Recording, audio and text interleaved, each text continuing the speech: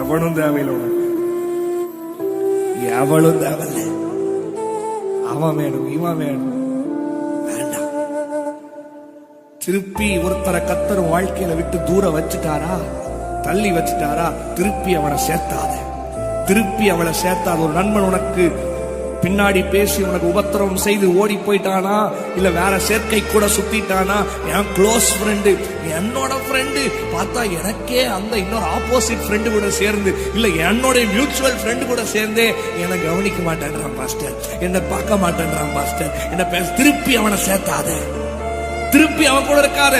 ஒரு வாட்டி உனக்கு அவர்கள் தவறு செய்து உனக்கு துரோகம் செய்து விலகி விட்டார்களா, திருப்பி அவன் இல்லைன்னு அவங்களை சேர்க்கணும்னு சொல்லி தயவு செய்து மகனே, மகனே, தம்பி, தங்கச்சி நினைக்காத.